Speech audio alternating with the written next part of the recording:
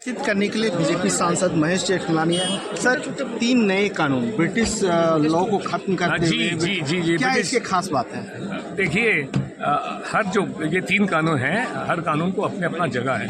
एक तो जो भारतीय न्याय संहिता है, उन्होंने नए प्रावधान बनाए हैं और जो पुराने प्रावधान हैं उसमें सुधार लाए, रीडिफाइन किए ताकि वो मॉडर्न इंडिया से मोर सूटेबल हो।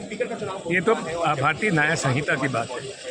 जहाँ तक भारतीय न्याय सुरक्षा संहिता की बात है, उसमें प्रोसीजर से बहुत वाइड स्प्रेड प्रोसीजरल चेंजेस लाए गए हैं और उनका मकसद है कि सबसे पहले जस्टिस डिलीवरी फास्ट होना चाहिए, एक्सपीडिशियस होना चाहिए और दूसरा फेयर भी होना चाहिए, दोनों स्टेट के लिए, विक्टिम के लिए, तीनों तंत्र के लिए भी, मुजरिम के लिए भी और विक्टिम के लिए। और तीसरा है भारतीय साक्ष्य अधिनियम, इंडियन एविडेंस एक्ट को रिप्लेस करता है। उसमें से इलेक्ट्रॉनिक एविडेंस जो है, जो एक नया किस्म का सबूत है, उसको इंट्रोड्यूस एडमिसिबल करने की कोशिश की गई है इसमें। तो ये सब जो प्रावधान है, ये आधुनिक प्रावधान है। ये कॉलोनियल लॉ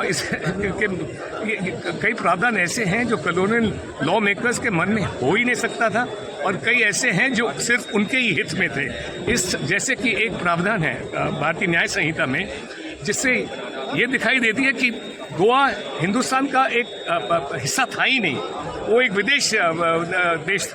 ये तो जो परिवर्तन लाए गए हैं, ये सब आधुनिकता के आधार पे है। लेकिन ये जो क्लीशेज है ना, जो ऑपोजिशन लाते हैं, ये ब्लाइंड ऑपोजिशन की बात है। वो सिर्फ एक क्लीशे बनाते हैं और फिर लोगों के मन में ये डालना चाहते हैं कि जो मकसद है या जो असर है ये कानूनों का, यही है कि बुलडोजर जस्टिस।